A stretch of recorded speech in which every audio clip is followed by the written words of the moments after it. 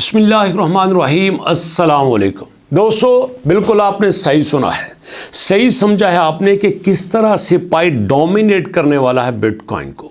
किस तरह से पाई ने देखा कि कहां कहां पे बिटकॉइन गलती कर रहा है और कहां कहां पे मुझे काम करना चाहिए, और किस तरह से पाई कॉइन बिटकॉइन से ज़्यादा बेहतर जा रहा है और किस वजह से पाई की वैल्यू बिटकॉइन से भी बेहतर जा रही है या जा सकती है। मैं पूरे प्रूफ के साथ बात करूंगा, हवाबाजी नहीं करूंगा। तो सुनिएगा दोस्तों गौर से। लेकिन इससे पहले काफ़ी सारे दोस्त पूछते हैं सर हम किस एक्सचेंज पे अकाउंट बनाएं, किस एक्सचेंज पे पाई लिस्ट हो सकता है। तो भैया उसका लिंक नीचे डिस्क्रिप्शन में मौजूद है, जिसमें मैंने कंप्लीटली बताया है कि कौन सी एक्सचेंज आपके लिए बेटर रह सकती है और किस एक्सचेंज पे पाई लिस्ट हो सकता है और किस पे हो जाएगा। तो ये सारी बातें एक वीडियो में डिस्कस की गई हैं, जिसका लिंक नीचे डिस्क्रिप्शन में मौजूद है, वहां पर जाकर आप देख सकते हैं।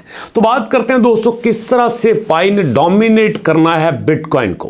पहली बात यह है, ये तो बच्चा बच्चा जानता है कि सबसे ज्यादा मुश्किल बिटकॉइन को माइन करना है, लेकिन सबसे ज्यादा आसान पाई को माइन करना है।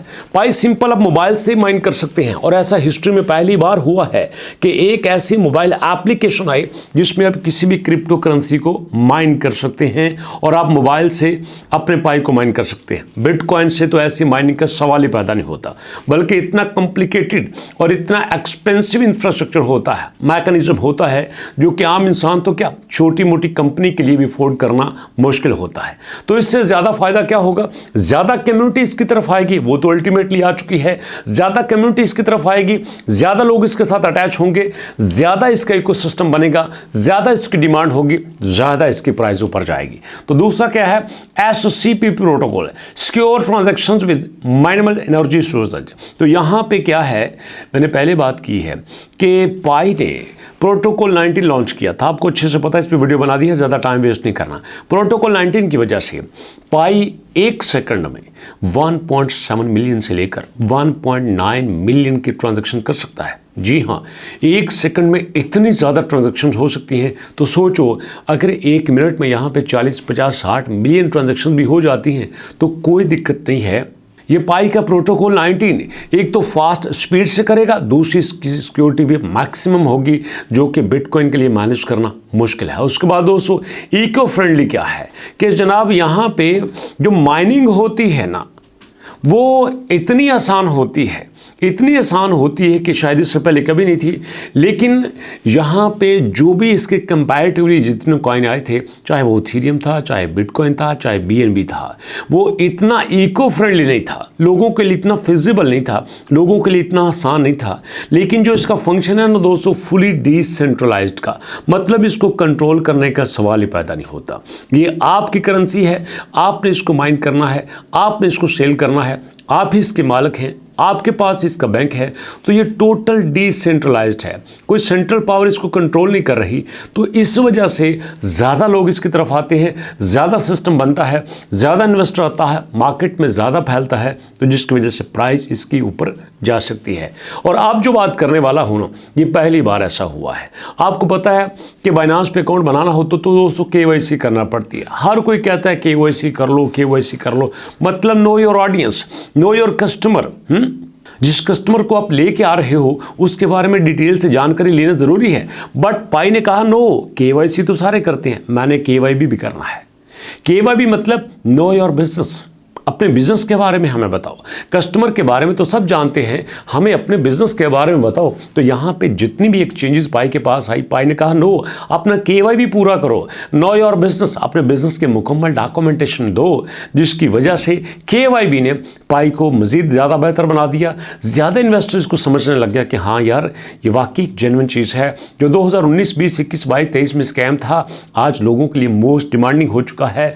उसके बाद मेननेट की माइग्रेशन, इसने ऐसा नहीं किया कि जो भी आया माइन करने लग गया, जो भी आया माइन करने लग गया। चल भाई, तूने 2000 माइन कर लिया, तेरा 2000 हो गया, तूने 50,000 कर लिया, तेरा 50,000 हो गया, तूने 1 लाख कर लिया, तेरा 1 लाख हो गया। ऐसा नहीं है, यहाँ पे वही काउंट होगा जिसकी मेननेट में माइग्रेशन होगी। तो 10 मिलियन से ज़्यादा लोग मेननेट माइग्रेशन कर चुके हैं।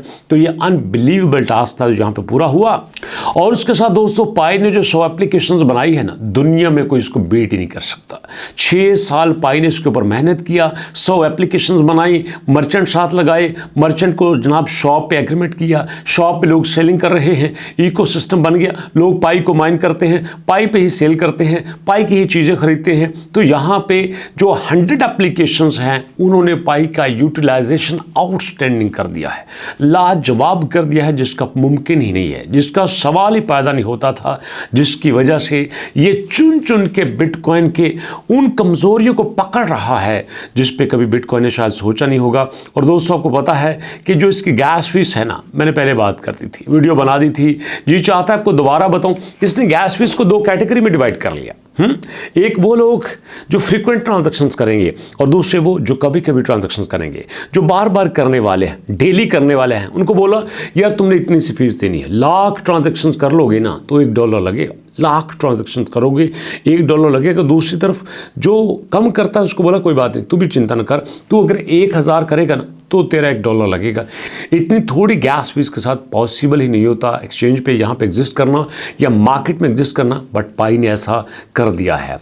उसके बाद दोस्तों यहाँ पे क्या है, फास्ट स्पीड।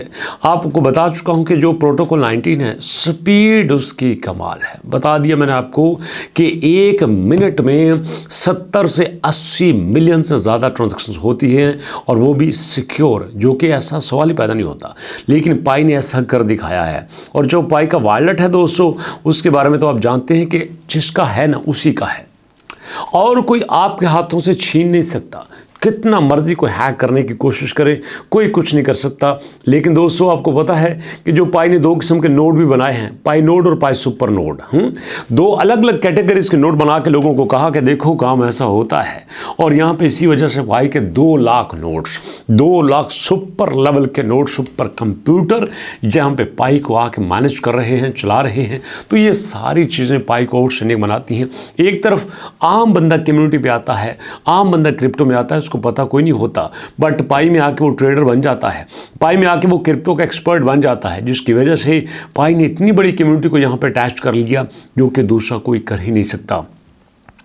और तीसरी बात तो आपको बताता चलूं, पाई ने 6 साल में पाई के ऊपर सबसे बड़ा स्कैम क्या है। अरे जी ये देखो, ये तो ऐड लगाते हैं, ये अपनी एप्लीकेशंस पे ऐड लगाते हैं। दोस्तों ये कोई बड़ी बात नहीं। कुछ लोग कहते हैं इसका रेफरल सिस्टम है ना, तो इसकी वजह से एक पैरामिड स्कीम बनती है। मैं कहता हूँ भैया बाइनांस का रेफरल सिस्टम नहीं है। जब बाइनांस अपना लिंक देता है, चलो भाई तू भी ज्वाइन कर, तू भी ज्वाइन कर, तू भी ज्वाइन कर, तू जिसको ज्वाइन करवाएगा उसका फ़ायदा तुझे मिलेगा, जो तू जिसको ज्वाइन करेगा वो ट्रेड करेगा तो उसको फ़ायदा तुझे मिलेगा।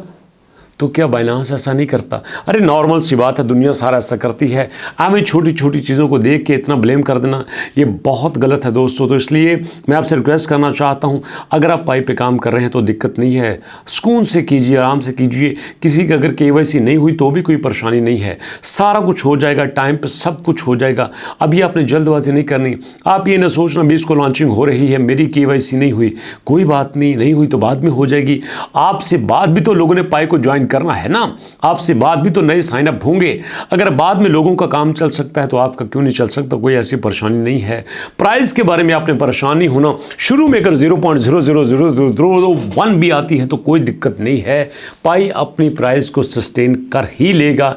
ये एक्सपर्ट्स की राय है, लेकिन देखना यह है कि नेक्स्ट क्या होता है। इसलिए दोस्तों आप थोड़ा सा रिलैक्स रहिएगा, ज़्यादा स्ट्रेस मत लीजिएगा। ये मत कहना पाई ने बड़ा निराश किया है, दुखी कर दिया है पाई ने, ऐसा कोई नहीं है। आप क्रिप्टो के एक्सपर्ट नहीं हैं, आप मार्केट को नहीं देखते, आप सेंटिमेंट्स को नहीं देखते, आप लॉजिक को नहीं देखते, आप जस्ट देखते हो कि हमने क्या किया है। अरे भैया जो सिस्टम बनाता है वो भी बहुत मेहनत करता है, बट हाँ सारी चीज़ों को थोड़ा सा लाइन अप होने में टाइम लगता है ना, तो इसलिए थोड़ा सा वेट कीजिए दोस्तों। इंशाल्लाह मुलाकात होती है नेक्स्ट वीडियो में एक नई अपडेट के साथ, एक नई रिसर्च के साथ। तो नेक्स्ट वीडियो तक अपना और अपना का बहुत सारा ख्याल रखेगा। नेक्स्ट वीडियो तक के लिए अल्लाह की अमान।